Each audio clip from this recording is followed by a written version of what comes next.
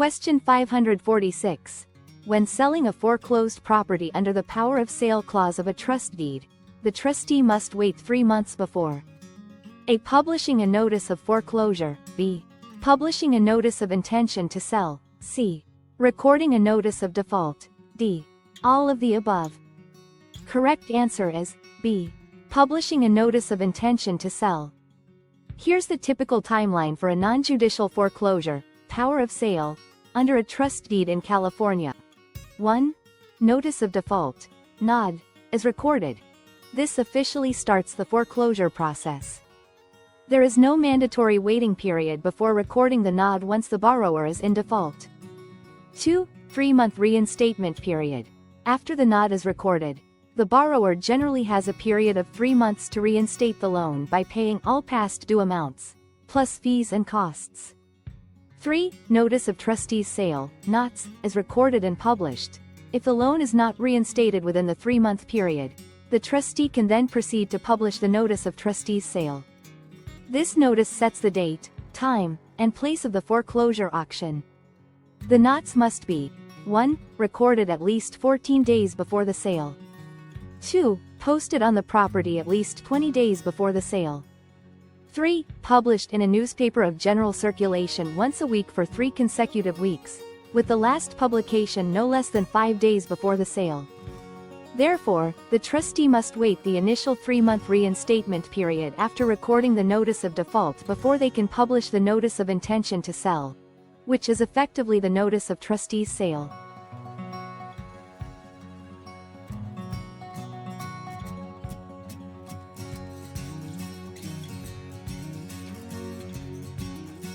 Question 547.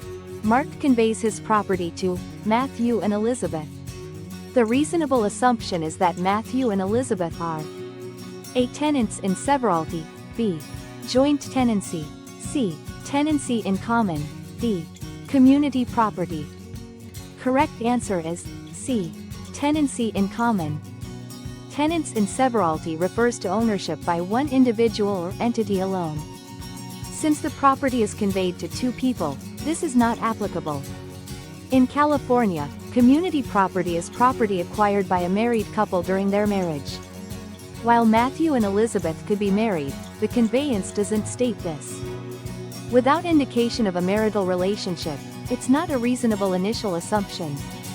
Joint tenancy also requires unity of possession, but it also requires 3 other unities: interest, title, and time, and features the crucial right of survivorship. If one joint tenant dies, their interest automatically passes to the surviving joint tenants. In California, the deed must explicitly state the intention to create a joint tenancy, often with the phrase, as joint tenants with right of survivorship. The simple conveyance to Matthew and Elizabeth doesn't include this explicit language. Tenancy in common allows 2 or more individuals to hold title to real property. The key characteristics are 1. Unity of possession. Each tenant in common has the right to possess the entire property. 2. No right of survivorship. When a tenant in common dies, their interest passes to their heirs or devisees, as specified in their will, not automatically to the surviving co-tenants. 3. Unequal shares possible. Tenants in common can hold unequal percentages of ownership. Therefore, because the conveyance to Matthew and Elizabeth lacks the specific language required to create a joint tenancy or the indication of a marital relationship for community property, the default assumption under California law is that they hold the property as tenants in common.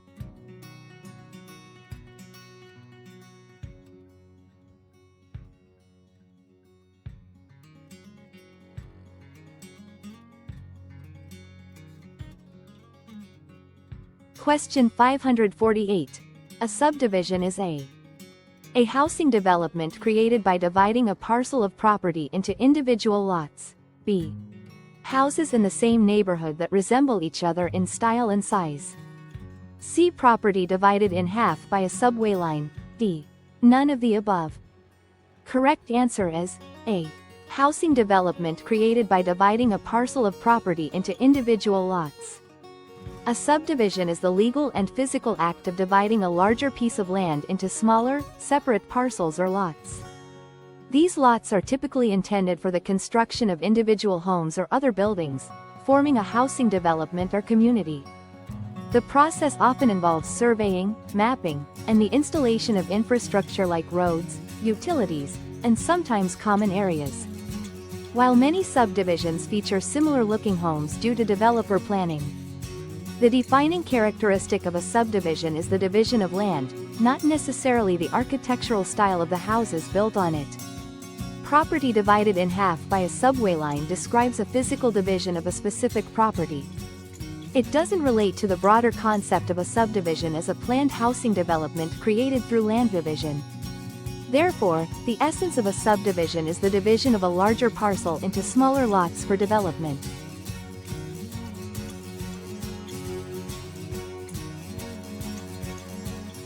Question 549. Which listing agreement is the most favorable for the listing agent? A. Open listing. B. Exclusive agency listing. C. Exclusive authorization and right to sell listing. D. Non-exclusive listing. Correct answer is C. Exclusive authorization and right to sell listing. In an open listing, or non-exclusive listing, the seller can list their property with multiple agents simultaneously.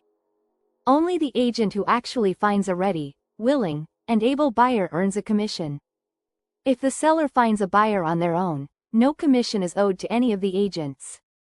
This offers the least security for the agent's time and effort. Exclusive agency listing agreement grants one agent the exclusive right to sell the property. However, if the seller finds a buyer themselves, the agent is not entitled to a commission. While better than an open listing, it still leaves the agent without compensation for their marketing efforts if the seller independently secures a buyer. Under exclusive authorization and right to sell listing agreement, the listing agent is entitled to a commission no matter who sells the property during the listing period. Even if the seller finds a buyer themselves, the agent is still owed a commission. This provides the highest level of certainty and protection for the agent's efforts. Therefore, the exclusive authorization and right to sell listing provides the most protection and opportunity for the listing agent to earn a commission, making it the most favorable type of listing agreement for them.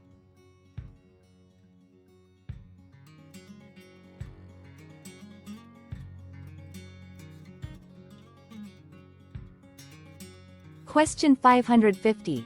If a group of brokers are working to sell the same open listing, the one who will probably earn a commission is the one who A. Erected yard signs for the listed property. B. Secured acceptance to an offer from the seller and communicated acceptance to the offerer, the buyer. C. Accepted a deposit with an offer from the buyer. D. Entered the listing into the MLS. Correct answer is B. Secured acceptance to an offer from the seller and communicated acceptance to the offerer, the buyer. While putting up signs is a marketing activity that could lead to a sale, it doesn't automatically make that broker the procuring cause. Another broker might bring the actual buyer. Accepting a deposit is part of the offer process, but it doesn't guarantee the seller will accept that offer. The commission is earned upon acceptance and a completed sale, or a ready, willing, and able buyer being procured. Listing the property on the MLS helps to market it to a wider audience of agents and potential buyers.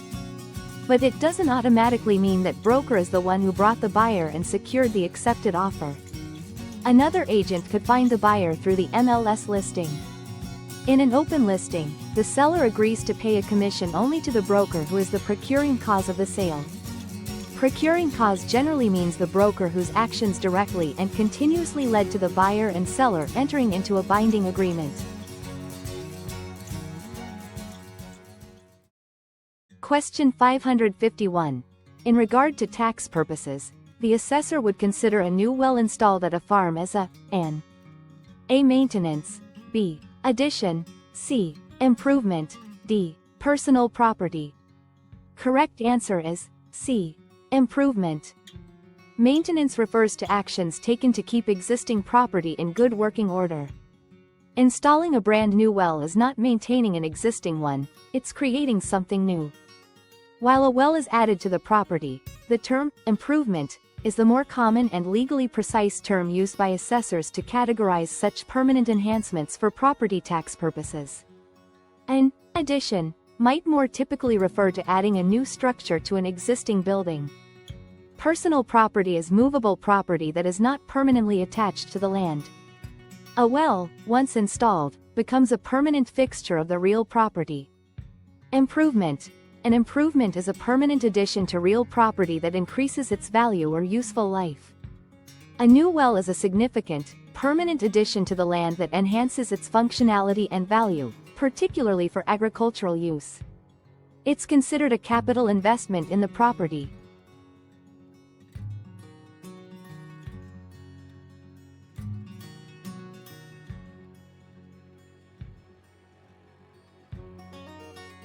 Question 552.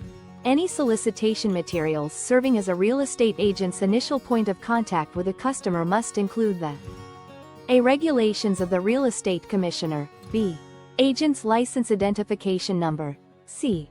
Agent's email address, D. Property listing. Correct answer is B. Agent's license identification number. While agents should be familiar with regulations of the Real Estate Commissioner, but including them in all solicitation materials might not be necessary for initial contact. Although including an agent's email address is advisable to foster contact with potential clients, it is not a requirement. Solicitation materials might promote the agent's services in general, not necessarily a specific property listing. Many states require real estate agents to include their license identification number on solicitation materials used for initial contact with potential clients. This helps ensure transparency and identifies the qualified professional.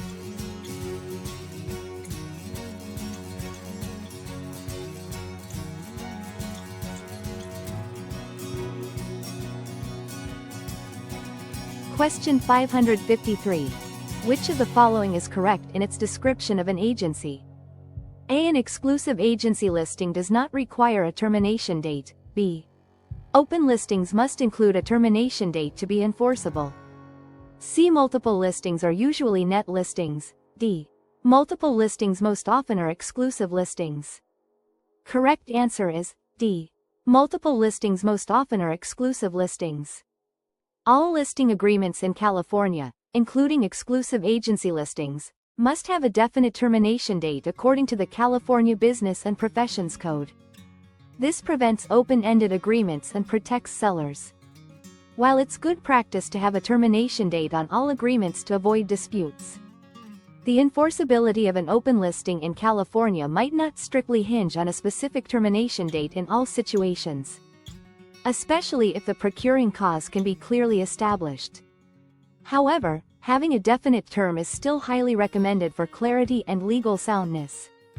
Multiple Listing Service, MLS, is a system where member brokers share listings with one another, increasing the property's exposure to potential buyers. To ensure cooperation and commission sharing among brokers, the listings on the MLS are almost always based on exclusive agreements, either exclusive agency or, more commonly, exclusive authorization and right to sell listings. This provides the listing broker with the assurance of a commission if the property sells during the term, incentivizing them to cooperate with other MLS members. A net listing is one where the seller agrees to a specific net amount they want to receive from the sale, and the broker can keep any amount above that as their commission. Net listings are generally discouraged and even illegal in some states due to the potential for conflicts of interest and unethical practices. Multiple listings on the MLS are almost always based on a percentage of the sales price, not a net amount to the seller. Question 554. Besides the interest rate, a charge affecting the cost of a loan is A. Discount points, B. PMI, C.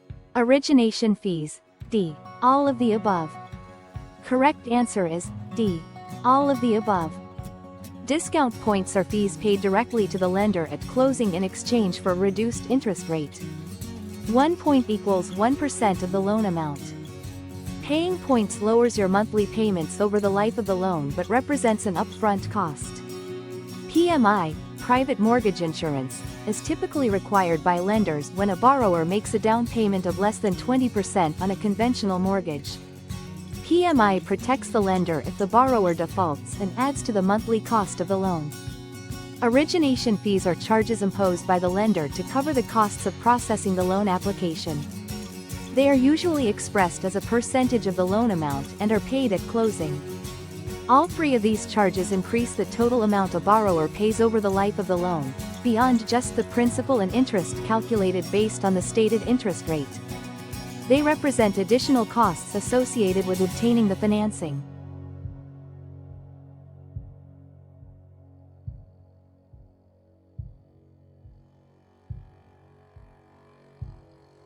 Question 555.